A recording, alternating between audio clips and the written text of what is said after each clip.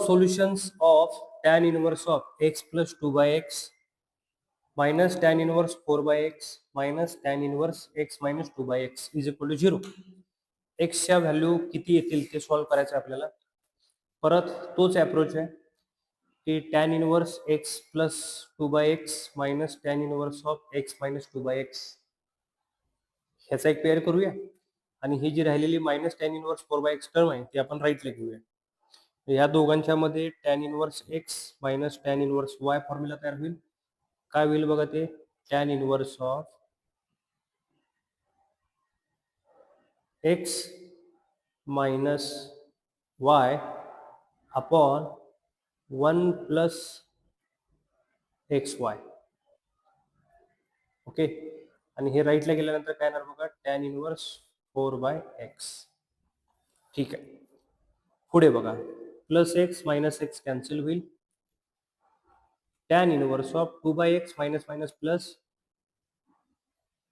2 by X plus 2 by X 4 by X upon 1 plus याच्यामध्ये a minus B sorry इथं 2 plus X plus 2 by X X minus 2 by X A minus B A plus B formula use करता येईल. A square minus B square is equal to tan inverse 4 by x लिहित आहे. Okay, tan inverse दोन्ही बाजूचे cancel करूया. राहिलेल्या बघा term किती आहे 4 बाय एक्स न्यूमरेटर मध्ये राहिलेल्या बघा सेम टर्म 4 बाय एक्स राहिलेले हे दोन्ही टर्म एकमेकाला कॅन्सल होतील म्हणजे आर एच एस मध्ये 1 राहील. म्हणजे काय लिहिता येईल बघा तुम्हाला 1 plus X square minus 4 by X square is equal to 1च राहिलं.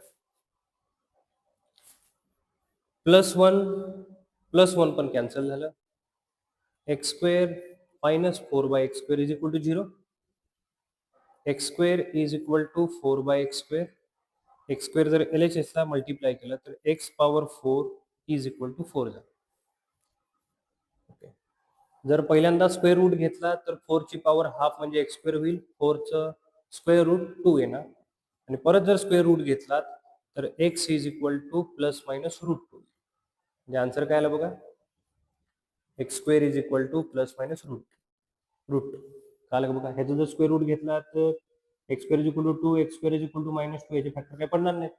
हे पडले कुठले factor x square is equal to 2 चे किती मिळाले बघा एक्सच्या व्हॅल्यू प्लस रूट 2 आणि minus root 2. Total number of solutions 2 मिळाले आपल्याला.